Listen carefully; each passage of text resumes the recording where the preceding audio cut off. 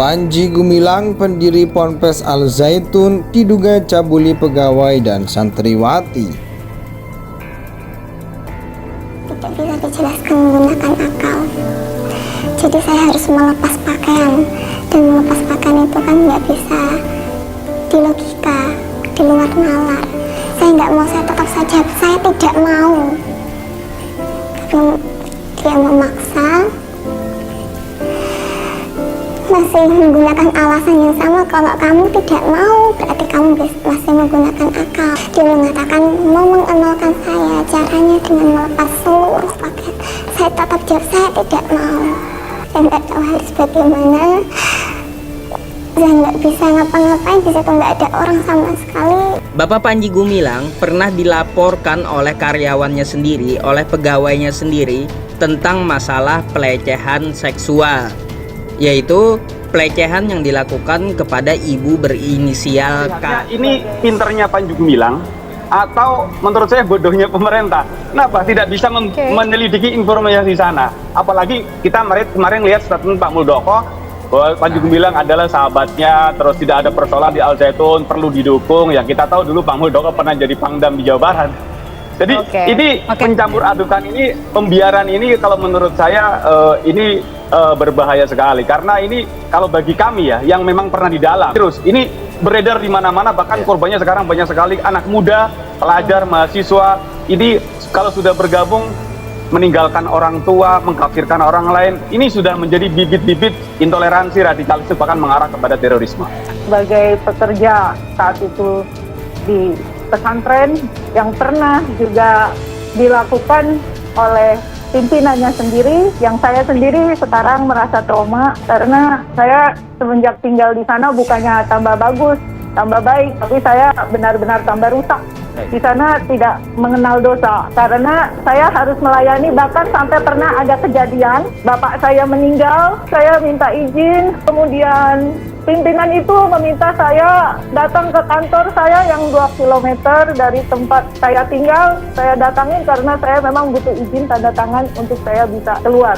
Saat itu pun saya disuruh dipaksa untuk melayani pimpinan sebelum mengurusi bapak saya meninggal. Bapak Panji Gumilang telah diproses di kepolisian, tetapi sayangnya kepolisian malah menutup kasus tersebut. Tidak diketahui mengapa alasan kepolisian menutup kasus tersebut. Nah, di balik itu kita dapat mengetahui hal kontroversi yang terjadi di Ponpes Al Zaitun. Salah satunya pendirinya atau pengasuhnya pernah dilaporkan ke polisi masalah pencabulan, meskipun kasusnya telah ditutup oleh kepolisian. Masih dalam penyelidikan karena informasinya akan dilakukan dalam konteks pencabulan ini itu antara tahun 2018 sampai 2020. Nah, sementara korbannya juga baru melapor di 2021. Nah, ini tentu penyidik akan melakukan pendalaman ya secara detail dan dengan kehati-hatian karena namanya pencabulan tersebut butuh bukti-bukti yang konkret. Kami dari pemerintah Indramayu, karena tadi sudah saya sampaikan bahwa ini adalah kewenangannya dari pemerintah pusat ini. Jadi ingin ada segera kejelasan saja gitu kan, buat nanti pegangan buat masyarakat sehingga tidak gaduh gitu seperti sekarang ini. Belakangan ini nama Pondok Pesantren Al Zaitun Indramayu menjadi perbincangan hangat publik. Bagaimana tidak mereka melaksanakan praktik ajaran Islam yang berbeda dari biasanya. Salah satunya diunggah akun @kepanitiaan Al Zaitun soal sholat Idul Fitri 1444 Hijriah. Dalam konten tersebut tampak jemaah dibuat berjarak dan juga bercampur antara jemaah perempuan dan laki-laki. Keterangan pada foto tersebut dikatakan sebagai perayaan Idul Fitri di Masjid Ar-Rahmatan lil Alamin Al Zaitun Indonesia. Berkat hal tersebut, pendiri yayasan yang bernama Panji Gumilang atau yang kerap dipanggil Syekh Panji Gumilang turut menjadi sorotan. Pria bernama Abdul Salam Rashidi Panji Gumilang itu mendirikan Ponpes Al Zaitun pada 13 Agustus 1996. Namun sosok Panji Gumilang itu disebut-sebut memiliki rekam jejak yang cukup kontroversial. pria kelahiran desa Sambung Anyar itu sempat dihubungkan dengan Gerakan Darul Islam atau NII KW 9. Gerakan ini dipimpin oleh Abu Toto yang diduga nama alias dari Panji Gumilang. Bukan hanya itu, pada tahun 2017 silam alumni UIN Syarif Hidayatullah Jakarta itu sempat bermasalah dengan guru-guru di Ponpes Al Zaitun Indramayu. Kala itu Panji Gumilang diduga sudah melakukan penghinaan dan pelecehan. Karena kasus tersebut diperkirakan sebanyak 117 guru tidak dapat mengajar karena belum mengajukan surat pengajuan seperti yang diinginkan oleh Panji Gumilang. Kasus pelecehan yang diduga dilakukan Panji Gumilang bukan hanya itu saja. Pada tahun 2018, Panji Gumilang sempat melakukan pelecehan seksual terhadap mantan pengawainya yang berinisial K. Namun, korban baru melaporkan pendiri pondok pesantren Al Zaitun tersebut pada tahun 2021.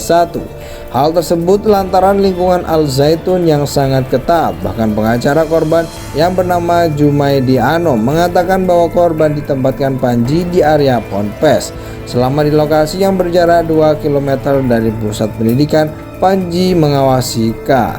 Bahkan saat korban berobat ke rumah sakit pun K selalu mendapatkan pengawalan dari petugas Ponpes Al Zaitun. Panji dilaporkan dengan tuduhan pencabulan terhadap K. Korban sempat membuat laporan bernomor LP-B-212-2-2021 ke Polda Jabar. Kasus tersebut sampai saat ini sudah berjalan sekitar 3 tahun. Akan tetapi kasus dugaan pelecehan seksual tersebut masih belum menemui titik terang.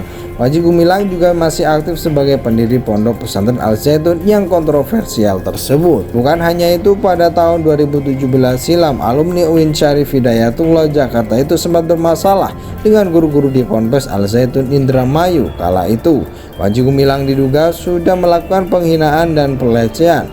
Karena kasus tersebut diperkirakan sebanyak 117 guru tidak dapat mengajar karena belum mengajukan surat pengajuan seperti yang diinginkan oleh Panji Gumilang.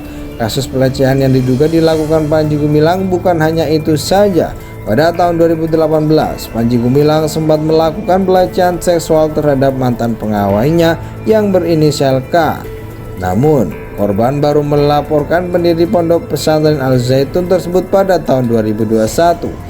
Hal tersebut lantaran lingkungan Al Zaitun yang sangat ketat. Bahkan pengacara korban yang bernama Jumaidi Anom mengatakan bahwa korban ditempatkan Panji di area Ponpes. Selama di lokasi yang berjarak 2 km dari pusat pendidikan, Panji mengawasi K. Bahkan saat korban berobat ke rumah sakit pun K selalu mendapatkan pengawalan dari petugas Ponpes Al Zaitun.